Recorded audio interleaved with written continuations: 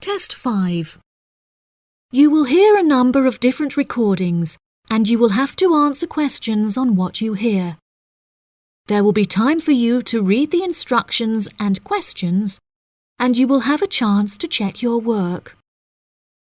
All the recordings will be played once only. The test is in 4 sections. At the end of the test, you will be given 10 minutes to transfer your answers to an answer sheet. Now turn to Section 1. Section 1. You will hear a man phoning to complain about a flight. First, you have some time to look at questions 1 to 3.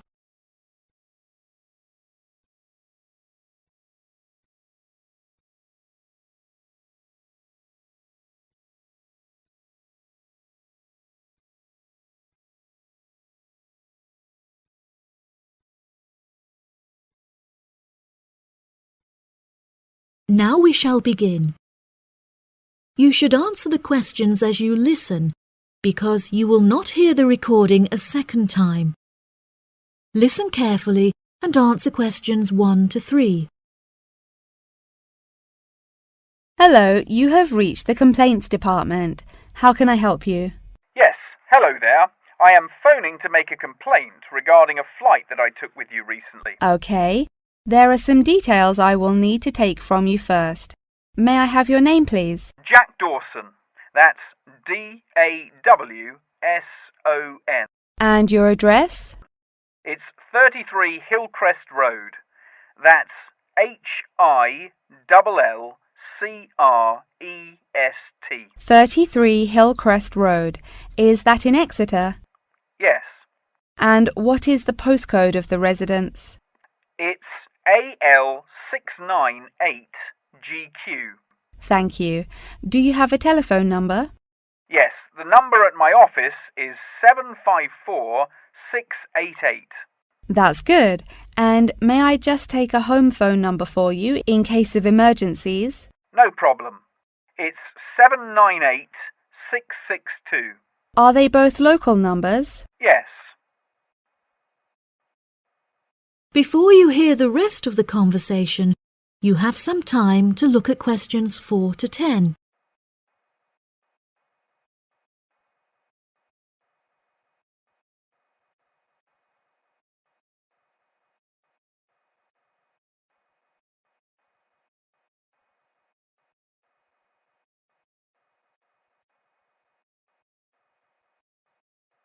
Now listen and answer questions 4 to 10.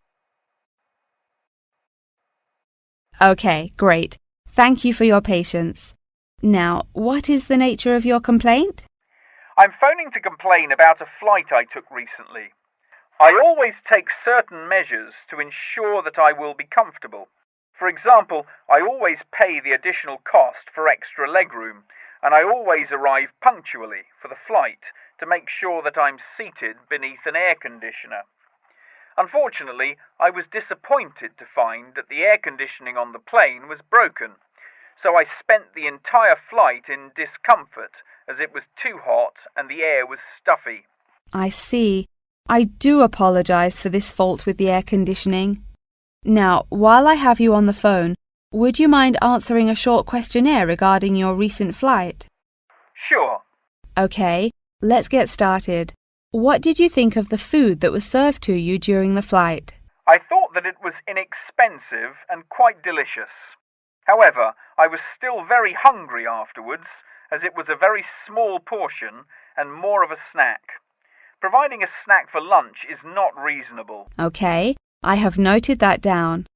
What was your opinion of the quality of service that you received from our staff on board? The staff was very helpful, but each time I pressed the button to request service, it took a long time for a staff member to arrive. I found this frustrating, as there just weren't enough staff on board the flight to be able to serve all the customers. Okay, that's great. Thank you very much for answering those questions. Are there any other parts of your travel experience that you would like to comment on? Yep. The process of moving through security was very quick and helped to make my travel experience stress-free. Okay. Do you have any extra comments on the services you received during the flight? Yes, I thought that the seats were very uncomfortable and looked very old. They were also in need of repair, as the reclined feature on my chair was broken, so I could not go to sleep for the whole flight. Luckily, the entertainment facilities were very good, so I was able to distract myself by watching movies. Thank you so much for taking the time to answer all of my questions. We would like to offer you some gifts as a goodwill gesture, with a 20% discount on the cost of your hotel stay. We also appreciate that international calls to your home country can be expensive, and we are sure that you would like to keep your family updated on your travels. So please accept a phone card which has a credit of £20. Oh, that's really great. Thank you so much for the gifts. No problem. We look forward to having you travel with us again soon. Have a fantastic vacation. Thanks. Bye. That is the end of section 1. You now have half a minute to check your answers.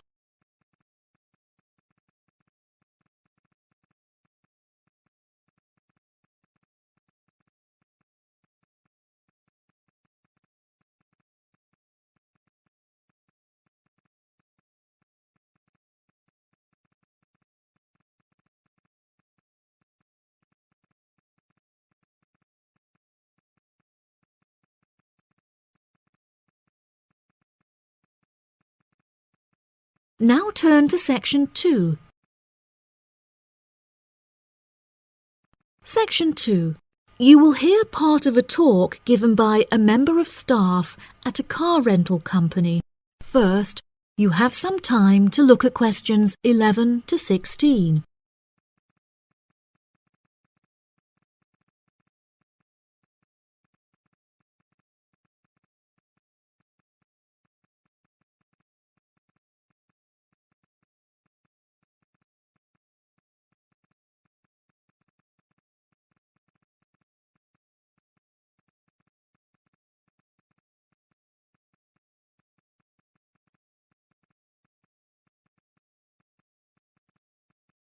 Now listen carefully and answer questions 11 to 16. Good morning, listeners, and welcome back to Star Radio. Today on the show, we have a visitor from Yazoo Car Rental, who is going to give us an insight into his company and into the public transport system. Welcome, Jonathan. Thank you for having me. Yes, I would like to start by introducing my company, Yazoo Car Rental. We are the cheapest and most reliable rental company in the city and have won multiple awards for the quality of our services. This success did not come easily, however, and it proved important that we stay fresh and are always thinking of ways to attract new customers.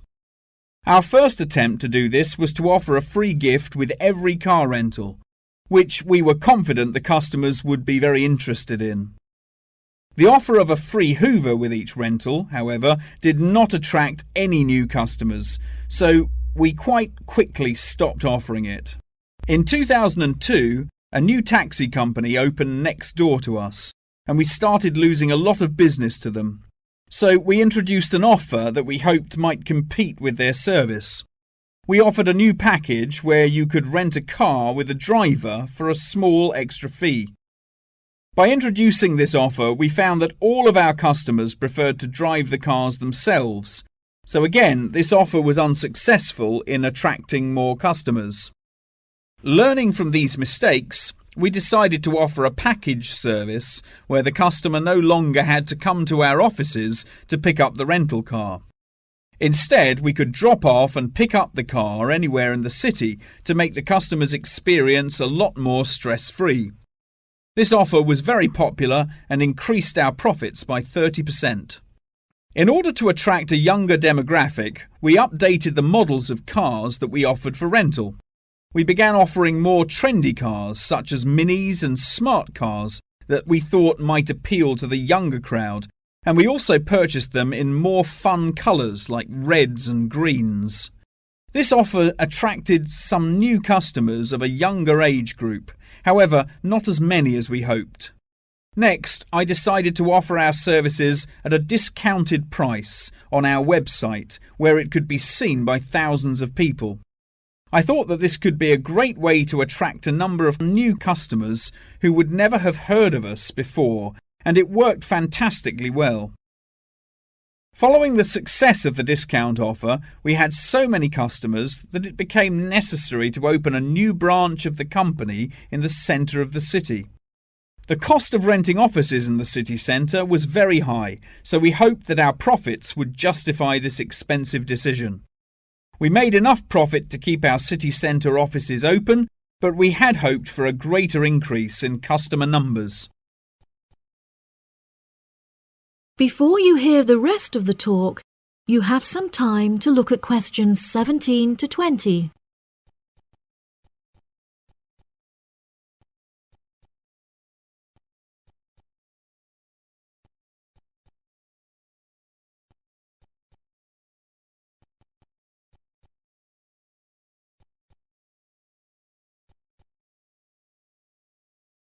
Now listen and answer questions 17 to 20.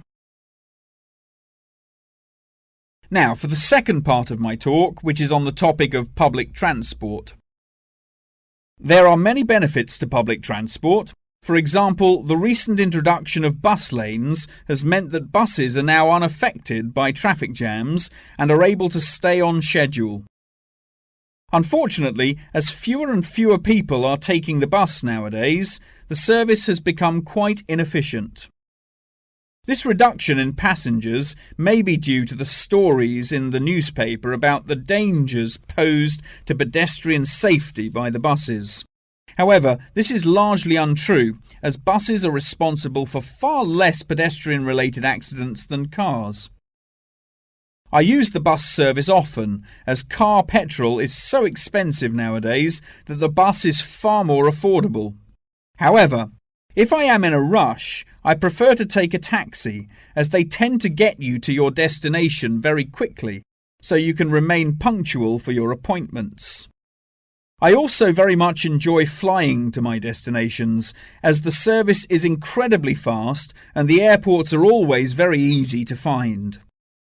Personally, my favourite mode of transportation is the bus. Due to the lack of people using the service, I have found that the buses are never overcrowded, so there is always a seat available.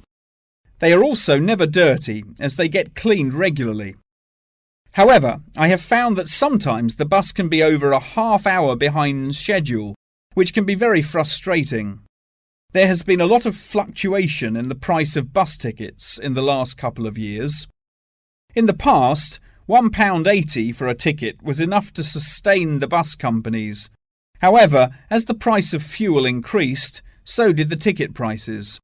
Now the ticket prices are declining as the bus companies try to encourage more people to use their service again. Well, that's all from me today. Thank you for listening. That is the end of section 2. You now have half a minute to check your answers.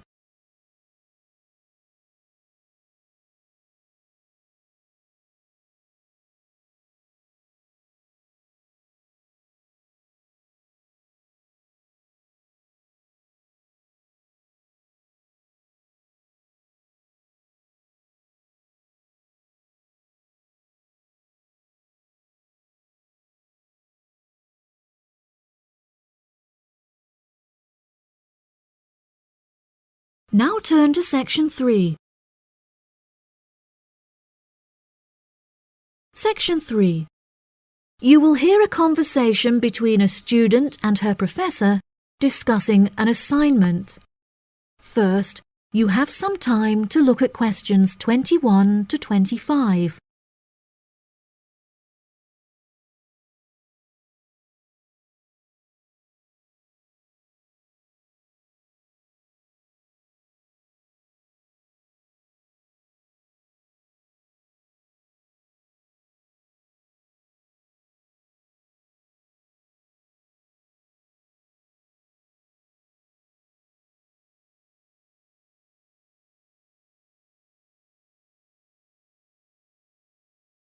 Now listen carefully and answer questions 21 to 25.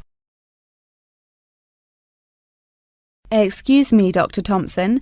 May I speak to you for a minute? Of course. Please come in. I'm Alexandra Jones. I'm studying business here at the university, and for my assignment I have to carry out a survey of people who own their own organizations. I heard that you are the founder of your own company, and I was wondering if I could ask you some questions about it. Yes, of course. Please fire away. Okay, great. We'll get started. Did you encounter any problems whilst you were starting your company? Actually, it was not as hard as I anticipated. I started out with very clear objectives, so I knew exactly what I wanted my corporate identity to be. It was very difficult to find the correct premises, as the property market in London is so competitive, but eventually I found the perfect site. The hardest part was structuring the business, as I had no formal template, so I had to create it myself. Yes, that is very impressive. Was it difficult dealing with staff? It's always tricky trying to satisfy a group of people with varying interests. However, I didn't encounter many problems. I found it very important to make the staff feel appreciated. So I hosted a staff day where we could all introduce ourselves and get to know each other as individuals.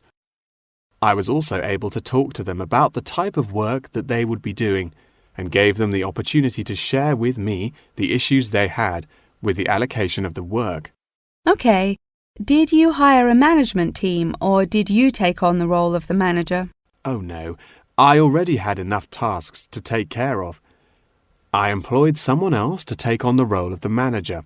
However, he never consulted me before making decisions, so I was forced to let him go and hire someone else. And what did the other staff think of the new manager? They had a great deal of respect for him. It definitely helped that I consulted with them before hiring him. They were surprised that he has been so successful in his role at the company, despite the longer meeting hours. Since the company opened, has it had any great achievements? There are many aspects of the company that I am pleased with. However, there is one achievement of which I am particularly proud. I wanted a mural painted to brighten up our entrance area, so I decided it would be a great idea to invite the local primary school to create one for us. The youngsters had a great time, and I know they were thrilled to be included. Oh, that's lovely. Before you hear the rest of the conversation, you have some time to look at questions 26 to 30.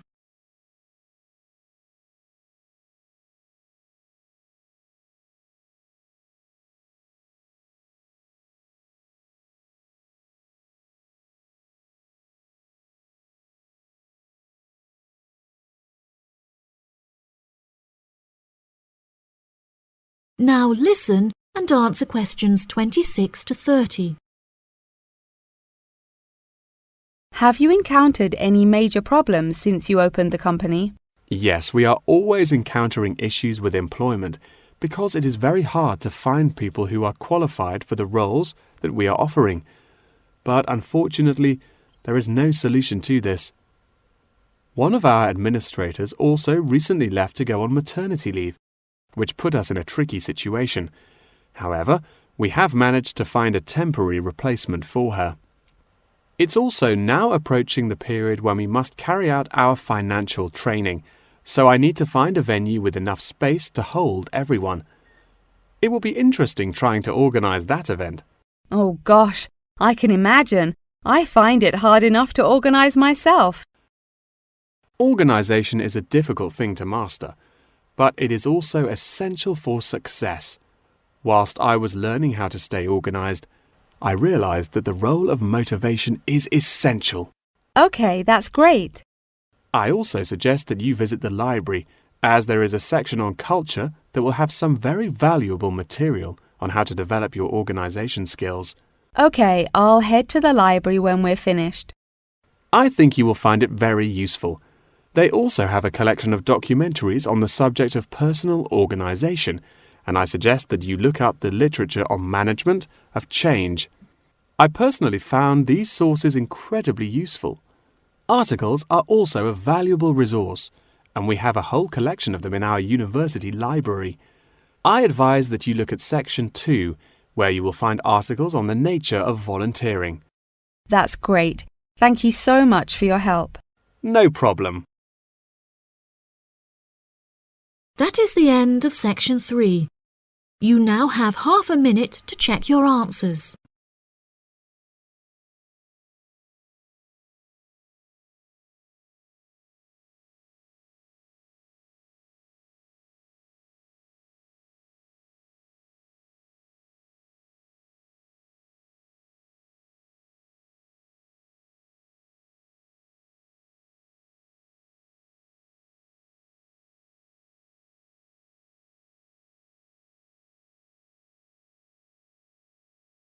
Now turn to Section 4.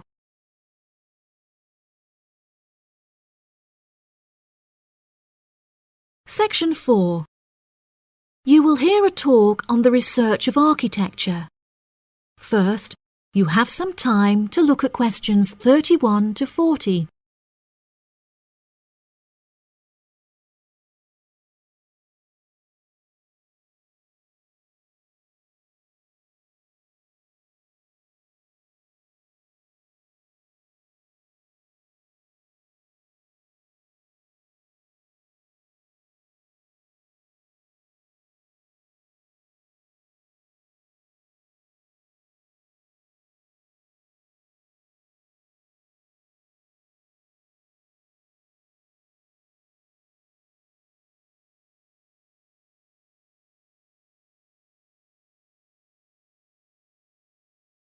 Now listen carefully and answer questions 31 to 40.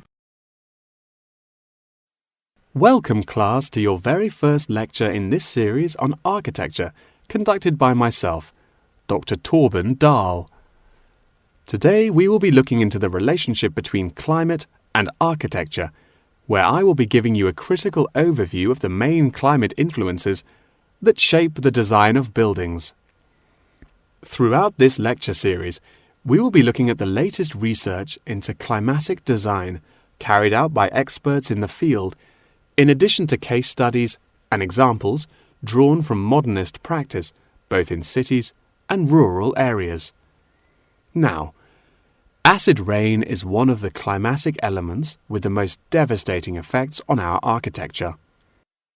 The chemicals in acid rain can cause paint to peel, corrosion of steel structures such as bridges, and erosion of stone statues.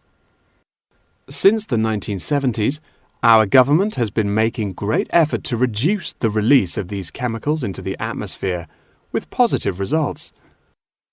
Private organizations have also been raising awareness and funds, and recently received a huge donation from the bank. It is interesting to look at the studies that have been carried out into the effects of acid rain at varying altitudes. Research has shown that there are lower levels of acid in the damaging pollutants at higher altitudes, meaning that skyscrapers are much less vulnerable to the negative effects, as they are exposed to acid rain with far lower levels of damaging pollutants. Recently, the ALTA project was founded to carry out further research into acid rain. This project is directed towards studying the effects of acid rain on old, traditional buildings of stone construction that are vulnerable to damage caused by acid rain. Masonry is particularly vulnerable as it is easily corroded and weakened by the acidic chemicals. It is imperative that we protect these buildings, as they are valuable examples of our history and culture.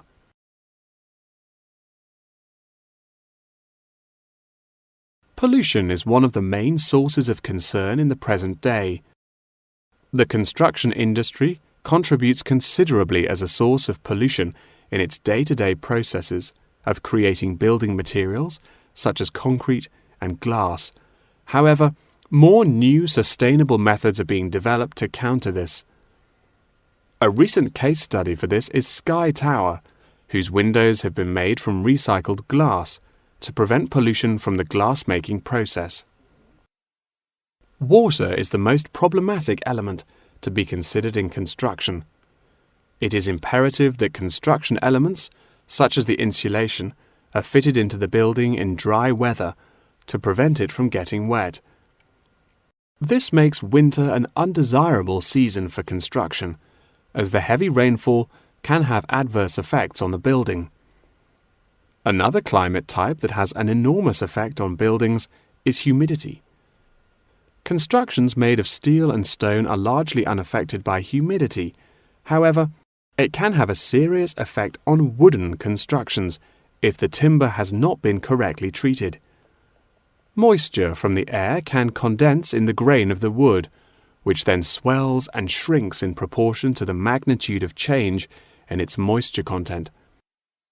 This variation in size can have disastrous consequences. In areas of the world that are prone to earthquakes, certain design and environmental conditions are preferable for protecting buildings in the event of a tremor. Engineers have come up with numerous building procedures to help minimize shaking in buildings. For example, tall buildings have height restrictions and counterweights, and multi-story buildings have reinforced floors and walls. Ground conditions are a cause for worry in many constructions, as often the soil is of the wrong density to protect the foundations.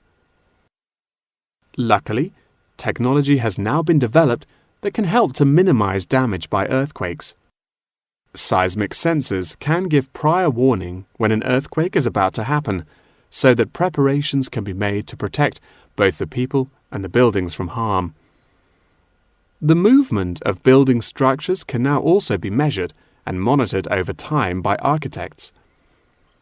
It has been expressed by architects within the design community that it would be valuable to be given special courses for designing buildings within earthquake zones. Guidelines are also expected to be produced by the government in the near future that will give architects a universal checklist to follow. That wraps up the lecture for today. Please remember that attendance is mandatory. That is the end of section 4. You now have half a minute to check your answers.